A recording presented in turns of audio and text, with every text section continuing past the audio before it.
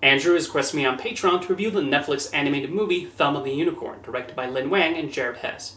So Hess is a filmmaker whose work I've had an interesting reaction to. I remember shortly after Napoleon Dynamite was released how incredibly popular it was, with many my age declaring it one of the funniest movies ever made. But then when I eventually sat down to watch the film, I absolutely hated it, and just looked at it confused at what was meant to be so funny. But it's been 20 years since I've watched Napoleon Dynamite, so the possibility exists of me giving it a look and appreciating more. A few years ago, I did watch Nacho Libre, and actually quite enjoyed that one. During the 2000s, a lot of comedies were reliant on gross-out gags and mean-spirited humor. However, Nacho Libre went a different direction and just felt nice. There was a pleasantness to it I appreciated, as a monk tries to save his orphanage by participating in wrestling matches. And he recently directed an animated short titled 95 Senses, which was nominated for an Oscar, and which I liked a lot. So he's not a director I have an overall opinion on, and I was curious how it would feel about Thelma the Unicorn.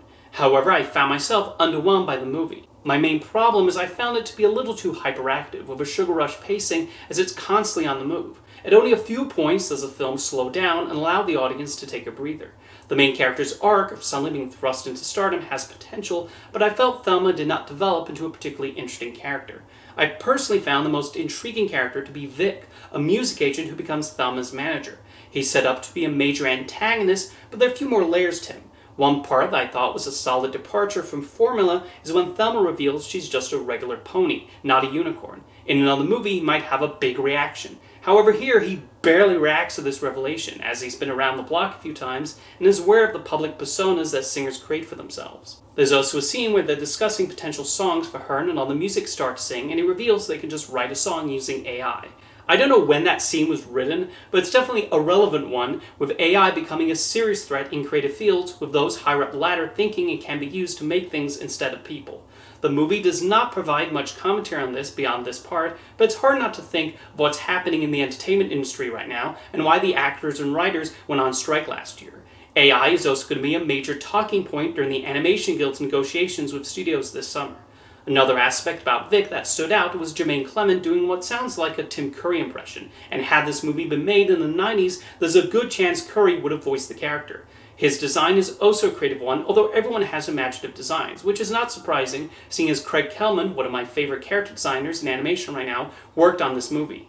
It's interesting that this is a world where humans and animals appear to coexist with each other, but this was based on a book by Aaron Blabey, who also wrote The Bad Guys. That had a similarly structured world, so I'm guessing that's a common theme in his stories. The commentary in Thelma the Unicorn is a somewhat worthwhile one, as it goes into how quickly people latch onto certain social media trends, with a few of Thelma's fans even developing parasocial relationships, and an incident in the third act becoming national news over likely more important stories. In the comedy department, I did not find myself laughing much during the movie. It's very reliant on slapstick, which can be funny, especially in animation, but like I said, this film is playing at top speed, which affects the timing of the gags.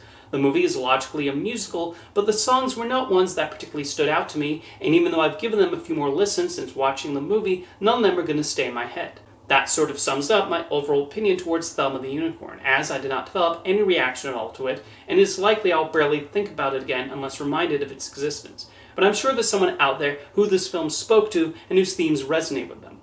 As for Jared Hess, he actually recently finished principal photography on a movie based on the Minecraft games, with a release date currently scheduled for next year. Even though I've never played those games, I have only a basic understanding of what they're about, I admit to having a bit of curiosity about how Hess will translate the concept to film. Anyway, if you've seen Thelma the Unicorn, let me know your thoughts in the comments, and thanks for the request, Andrew.